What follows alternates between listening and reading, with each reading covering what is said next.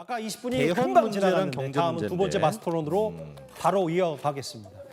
첫 번째 아무래도 개헌 문제 같은 경우도 격렬했던 첫 번째 대통령에 대한 얘기가 또 마스토론과는 나올 수밖에 달리 없을 것 이 같아요. 첫 번째 네. 마스토론과 다른 점이 있다면 이번 두 번째 그렇죠. 마스토론은 네. 주제가 정해져 있습니다. 보신 그대로 개헌과 경제입니다. 김문수 개헌과 후보는 경제. 노동운동가로 잘 뭐 알려져 제가 있죠. 개헌 맞습니다. 구분 혹은 네. 뭐 경제 구분 이렇게 무자르듯이 시간을 관리는 안 할 테니까요. 충분히 자, 두 기대됩니다. 분이 개헌과 경제는 토론해 비전과 주시기 바랍니다. 관련된 마찬가지로 그런 얘기가 많이 나올 주도권은 것 같은데. 김문수 후보가 쥘 테니까요. 지금부터 두 번째 마스토론을 시작하겠습니다. 예. 지금 우리 한동훈 후보님이 개헌을 낸 주장을 보면은 대통령 임기를 3년으로 단축하자. 그리고 분권형 대통령제를 채택하자. 비례대표제를 폐지하고 양원제를 말이죠. 실시하자. 이 맞습니까? 3년 얘기는 저에 한해서 한다는 뜻입니다. 네, 물론 앞으로 계속 3년만 하자는 것이 아니고 네. 3년은 저만 하고 그래서 4년 중임제로 가자는 겁니다. 네. 그리고 임기 단축 개헌은 솔직히 말해서 국민들이 원하겠느냐. 대부분 국민들 여론이 대통령 선거를 이렇게 했는데 임기를 5년인 줄 알고 보통 뽑는데 3년밖에 안 하겠다. 이럴 경우에는 과연 그것이 상당한 정도로 국민들이 좋아하지 않을 거로 보는데 어떻게 보십니까? 지난 일요일 날 주간조선에서 바로 그 주제로 상세한 이 여론조사를 했습니다. 네. 국민의 70% 넘는 국민이 저도 저렇게 알고 3년 있거든요. 임기 단축 당연히 좋아요. 이번에 한해서 그걸 찬성했고요. 60% 넘는 국민이었죠. 그런데 우리 보수층의 국민들 중에서는 자그마치 72%가 찬성을 했습니다. 김 의원이 생각하시는 것과 달리 개헌으로서 시대를 교체해야 여론을 된다는 모르네요. 국민의 열망이 대단히 크고 그러기 위해서는 이번 대통령이 되는 사람은 희생과 헌신으로 임기를 3년에 맞춰야 된다는 생각이 우리 보수층에서도 70%가 넘는다는 말씀 모르시는 것 같아서 말씀드립니다. 지금 그것도 이제 질문 어쩔 때 방식이나 땐 얘기예요. 여론조사가 다 좀 다르다고 보고요. 그 다음 질문은 대통령의 권한이 커서 계엄이 일어났느냐. 저는 그렇게 안 보고 지금 더불어민주당의 192석 야당이 너무 커가지고 이건 탄핵을 거의 30번 연속으로 하고 또 걸핏하면 특검을 하고 예산은 싹 다 깎고 이 국회의 독재, 국회 독재가 너무 심한 것이 문제지. 대통령이 지금 계엄했죠. 대통령이 독재한 거라 게 있습니까? 대통령이 공수처에 의해서 체포돼 무슨 가지고 소리입니까? 감옥에 현직 대통령이 감옥을 가지를 않나, 계엄을 했으니까 파면이 그러겠죠. 되지 않나. 대통령이 소속한 국민의힘 당 대표가 나서서 계엄을 했으니까. 탄핵을 하지를 않나. 이게 정말 지금 대통령이 무슨 특권이 있습니까? 이거 정말 대통령 하는 사람은 윤석열 대통령만 감옥 간 게 아니라 또 그 전에 박근혜 대통령 또 감옥 가고 탄핵 당했습니다. 그다음에 그 전에 또 우리 이명박 대통령도 또 감옥 갔다 오셨습니다. 우리나라 대통령이 얼마나 불행하고 감옥 안 간 대통령 누가 있습니까? 우리 김영삼 대통령, 김대중 대통령 정도고 노무현 대통령도 불행하게 또 저렇게 질문이 되는데. 좀 너무 기신 것 같은데. 예, 이래서 되지 않을까요? 저는 생각에 우리 한동훈 후보가 낸 분권형 대통령제와 또 국회를 더 강화를 하자 이런 주장은 국회 독재를 더 강화시킬 우려가 있다. 그래서 국회의 독재를 견제할 수 있는 장치가 오히려 필요하지 않느냐. 저는 그렇게 보는데 어떻게 보세요? 국회 다수당의 독재를 견제해야 되는 장치도 반드시 필요합니다. 자세히 제가 낸 개헌안을 보면 그게 포함되어 있습니다. 네. 저는 상하 양원제 도입을 주장하고 있습니다. 국민들께서 이과 같은 국회의원 총수가 형태죠. 늘어나는 걸 바라지 않으십니다. 그러니까 비례대표 의원을 상원으로 바꾸되 그 상원은 중대선거구제로 해서 하나의 정치적 바람이나 지역주의가 로 상원을 완전히 장악할 수 없게 하겠다는 겁니다. 그렇게 되면 탄핵이라든가 이런 중요한 문제를 통과할 때 상원을 통과하게 되면 하나의 정당이 완전히 지금의 이재명 민주당처럼 이런 이미 폭발을 견전이 할 들어가 수 있다는 얘기예요. 없게 된다는 김문수 후보는 점입니다. 몰랐고. 제 핵심은 거기에도 있습니다. 한 가지 더 말씀드리자면 87년 헌법 체제는 위대한 체제였습니다. 선진국이 됐고 민주화가 됐으니까요. 그렇지만 그 기본은 절제의 정신이었습니다. 87 헌법에는 언제나 계엄이 있었고 언제나 탄핵이 있었습니다만 최근 몇 년 새 그 핵 버튼이 무장 해제됐습니다. 이렇게 되면 이 87 체제를 제대로 해소하지 못하면 국민들이 계속 고통받게 되실 겁니다. 제가 3년을 말씀드린 이유는 그겁니다. 대통령 임기와 의원의 임기를 맞춰서 책임 정치를 구현한다는 면도 있지만 우리는 결국 개헌을 위해서는 민주당과 합의해야 합니다. 민주당에게도 제가 대통령이 돼서 3년 만에 내려온다는 인센티브를 줘서 결국 개헌의 장으로 이끌어야 하기 때문에 제가 그런 차원에서 3년 임기 단축에 국회에 대한 이미 결단을 거의 한 것이라는 있다는 말씀을 드립니다. 네, 그래서 그 점은 뭐 우리 한동훈 후보 말씀하시는 그런 안을 내는 분도 많이 계시고 저도 상당히 일리가 있다고 보는데 고맙습니다. 다만 지금 시대의 가장 큰 문제는 오히려 대통령의 임기가 길다거나 대통령의 권한이 과도하다거나 이것보다는 국회가 저렇게 너무 이재명 그 민주당 같이 저렇게 해서 무차별적으로 검사도 막 평검사도 탄핵했잖아요. 판사도 탄핵하고 다 탄핵하면은 거기다 감사원장도 탄핵했어요. 그래서 양원제 국무총리부터 하겠다잖아요. 또 그걸 탄핵하고 막기 그다음에 위해서. 또 그러니까요. 부총리가 권한대행하면 그것도 탄핵하겠다 그러고 뭐 줄줄이 전부 탄핵해가지고 내각을 마비시키겠다면 이 국회를 아까 어떻게 했던 질문입니다. 막아낼 수 있냐? 이 국회의 독재를 막아내는 것이 지금 심각하다고 저는 보는데 이런 점에서 이번 개헌에는 국회 독재를 막을 수 있는 그러한 조항이 반드시 들어가야 된다고 저는 아까 보고 했던 질문 있습니다. 또 하네요. 이 점에 대해서는 어떻게 생각하세요? 100% 그래서 동의합니다. 양원제로 한다고. 그런데 국회 전체의 권한 자체를 줄이는 개혁은 전 세계적인 트렌드라든가 민의에 맞지가 않아요. 그리고 쉽지 않을 겁니다. 그리고 의원 해보셔서 아시지만 그런 거 개헌 통과되기 어렵습니다. 그렇기 때문에 제가 국회의 권한 자체는 유지하지만 했던 답변이죠. 국회를 상하 양원으로 구분해서 견제와 균형의 논리를 도입하자는 겁니다.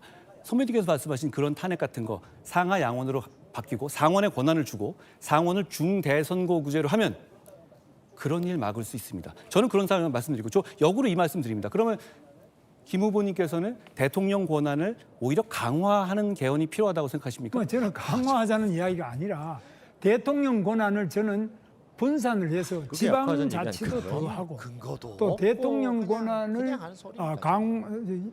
좀 더 분산시키는 방법 중에 내각의 그 권한, 인사권이나 여러 가지 권한을 좀 늘리고 대통령이 지나치게 내각의 권한을 줄인다는 자율권 얘기인데. 이런 것도 없앤다든지 지방자치가 안 되는 이런 줄인다는 것들도 얘기인데. 바꿔야 된다고 봅니다. 그래서 저는 장관 해보시고 아니, 장관 조금만. 해봤지만 대통령제에서 장관의 예, 인사권에 제가- 한계가 있잖아요. 제가 아니, 물론 한계가 있는데 예. 제가 이제 말씀드리고 싶은 거는 지금 헌법재판소가 상당히 문제가 있습니다. 저도 그렇게 생각합니다. 또 헌법재판소가 이거 뭐 눈치 재판 비슷하게 말이죠.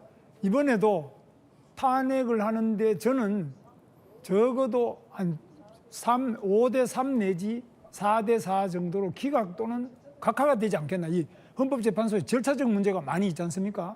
뭐 내란을 넣었다가 또 중간에 헌법재판소 낸 소추 결의안에 내각을 빼달라 그러니까 또 빼준다 그러고 그다음에 또 형사소송법상 여러 가지 절차로서 그 신문 조서 이런 거를 증거로 채택하느냐 안 하느냐 이런데도 사실상 채택하자는 그게 없는데 헌법재판소는 여러 가지 문제점으로 많은 문제를 빚고 있고 또 대통령 탄핵만 나오면 무조건 8대 0이에요. 길어요. 박근혜 대통령도 8대 0. 쓸데없는 이번에 얘기 윤석열 계속 대통령도 합니다. 8대 0. 이거 뭐 이게 바로 눈치 보는 헌법재판소 아닙니까? 물론 판결을 했기 때문에 예. 우리가 안 받아들일 수 없습니다만 이런 부분에 대해서 헌법재판소를 어떻게 좀 고치겠습니까? 헌법재판소 제도가 87헌법 이후에 만들어졌잖아요. 그 과정에서 기본적으로는 정치적인 배분으로 만들어진 재판소입니다. 그런데 최근에 그 경향성이 너무 커져서 국민들이 우려가 커졌습니다. 헌법재판소의 신뢰를 회복해야 합니다. 그러지 않아서는 이런 일이 반복되고 문제가 끝나지 않을 겁니다. 다만 헌법재판소를 폐지하자 이런 식의 과격한 주장에는 동의하지 그렇죠. 않습니다. 그건 시스템을 무너뜨리는 것이고 그러면 그걸 대체할 다른 기구를 만들기도 어렵기 때문입니다. 국민들께서 여러 가지 여론과 관심으로 비판하고 계시고 그 점을 잘 반영해야 한다고 생각합니다. 다시 한번 여쭙겠습니다만 그러면 저는 아까 다시 돌아가서 그러면 지금 분명히 이거는 헌법재판소가 이렇다라고 하는 걸로 넘어갈 게 아니라요. 이 12월 3일 날 있었던 계엄이 위헌이라는 점은 지금은 동의하십니까?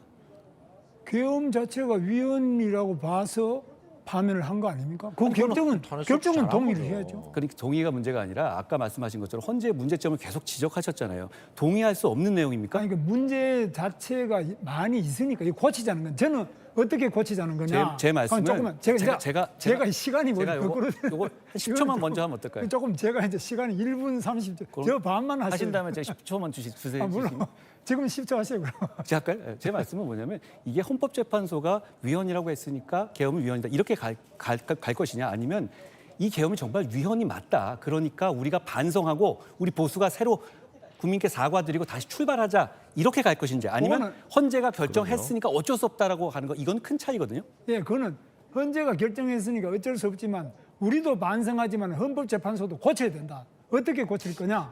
그거는 바로 헌법재판소의 모르겠어요. 국회에서 선출한 3명을 임명하는데요. 국회가 어떻게 선출하냐면 예를 들면 그 대법관 중에 완전히 운동권 출신의 어떤 생각을 가진지 모르는 자유민주주의와는 상당히 거리가 있다고 보는 이런 사람들이 헌법재판관 되는 건 막아야 하겠습니까? 그러려면은 헌법재판소의 재판관 중에 국회에서 선출하는 헌법재판관에 대해서는 이 부분은 3분의 2의 의결로 선출해야지. 그냥 과반으로 하니까 다수당이 자기 마음대로 다 해버립니다. 그래서 이런 것들은 앞으로 헌법 고칠 때는 고쳐야 된다고 저는 생각합니다. 일리 있는 말씀입니다. 맞습니까? 일리 있는 유일하게 말씀이라서 칭찬 생각 안 해봤지만 헌법재판소 이 재판관의 무게를 감안할 때 그런 어떻게 보면 더 과정을 생각해볼 만한 거는 저는 생각해볼 말씀 같아요. 네. 처음 듣는 말씀이지만 일리 있는 말씀이네요. 그래서 그- 김건수 후보는 제가 결국에 도대체 개입한 계엄을 이유는 잘못했다라는 아시는 걸 것처럼 잘했다라는 이 18분이 이것도 그 저것도 개헌 아닙니다. 그리고 상황에 따라서 경제가 다른 있는데 말을 개헌으로 거의 이제 그러니까요. 계속 10분 해가지고 정도를 말이 좀 소화했기 바뀌네요. 때문에 그러면 뭐 자연스럽게 경제 분야로 넘어가는 걸 제가 좀 부탁을 드리겠습니다. 김문수 후보가 그러면 경제 분야 김문수 토론을 후보가 경제에 대해서 과연 자연스럽게 뭐라고 할지 이어가 주시면 좋겠습니다. 궁금합니다. 노동장관은 어떻게 했을지 이제 참 우리 한심합니다. 한동훈 후보께서는 법을 많이 이렇게 알고 계십니다. 저보다 훨씬 법에 대해서 많이 아시는데 제가 이제 질문하고 싶은 것은 지금 기업인들이 왜 기업을 잘 못하느냐, 외국 기업이 한국에 왜 안 오느냐. 그것은 대한민국에 가면은 이재용 삼성전자 회장도 감옥에 가고 설마 저거 또 한동훈 그동안에 대표가 감옥 수사했다 간 이 사람들이 얘기하는 거 아니겠죠? 뭐 신동빈 롯데 회장도 잘못하면 감옥 가는 거죠. 이 한국에 갔다가는 세금 이거는 문제, 감옥 가기 HR 딱 문제 얼마 때문에 지금 투자가 안 중대재해처벌법도 들어오는 있습니다. 거죠. 답답합니다. 그래서 누가 일하는 사람이 사망하면은 또 중대재해처벌법으로 또 감옥 갈 수 있고 그래서 이런 사법 리스크 때문에 한국에 오기가 매우 어려진다. 그런데 이렇게 이재용 회장을 제 예측이 최순실 맞네요. 특검에 할 때 우리 한동훈 후보께서 검사했지 않습니까? 박영 검사. 저게 도대체 왜 수사하셨죠? 정치의 질문인지 모르겠죠. 그다음 두 번째로 신동빈 그때 회장도 윤석열은 뭐 했죠? 그 당시에 구속될 때 대검 특수부 윤석열은 뭐 부장까지 했습니까? 하셨습니다. 네. 기업인 수사 잡아넣는 책임자죠. 데는 한동훈 후보께서 아주 귀신이에요. 조선 제1검 설마 했던 게 현실이 그러면 됩니다. 겁이 나서 한국에 못 오겠다는 이런 이건 제 이야기가 아니고 지금 주한 미 상공회의소 암참의 제임스 킴 감 떨어집니다. 그분 회장 말씀이에요. 정말 우리나라 이 좋은 나라 중국도 가깝고 일본도 가깝고 기가 막힌 나라 제조업도 세계 최고인 이 나라에 왜 안 오느냐. 한동훈 때문이다. 아유 한국 가면 감옥 간다 이죠. 이 정리를 리스크를 부탁드립니다. 어떻게 줄일 겁니까? 예. 어서 말씀드렸는지 모르겠지만 외국인들이 한국에서 기업하다가 감옥에 간 사례가 많이 있습니까? 외국인만이 아니라 한국에 최고 가는 기업인들이 다 감옥 갔다는 겁니다. 중요한 것은 대단히 안타깝고 불행한 일이지만 잘못이 있으면 누구라도 처벌받아야 한다는 그런 선명성을 보여주는 것도 투명성이죠. 국가 경제가 기업의 장기적으로 투명성. 발전하는 데는 필요합니다. 어떤 특정인을 자꾸 말씀해서 오시면 그분들에 대한 신뢰일 것 같고요. 그리고 몇 가지는 제가 안 하는 것도 있는데 잘못 말씀하셨는데 제가 굳이 바로잡지는 않겠습니다. 문연답입니다. 저는 대단히 친기업적인 생각을 가지고 있어요. 기업이 정말 잘 돼야 대한민국이 잘 되고 대한민국 국민이 잘 된다고 생각합니다. 그러기 위해서는 기업을 하는 분들도 그럼요. 룰은 지켜야 하는 것이죠.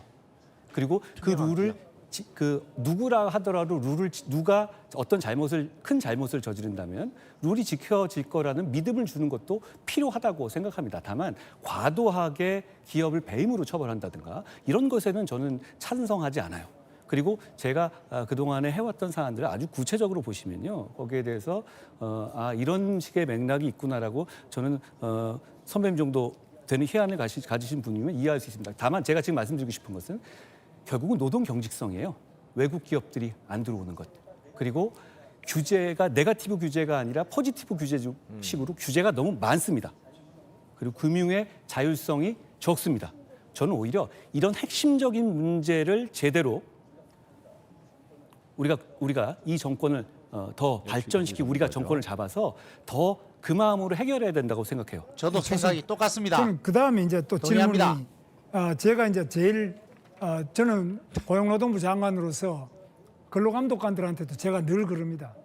기업이 고칠 수 있는 건 고칠 기회를 줘야지. 뭐 잡아넣는 게 상수냐.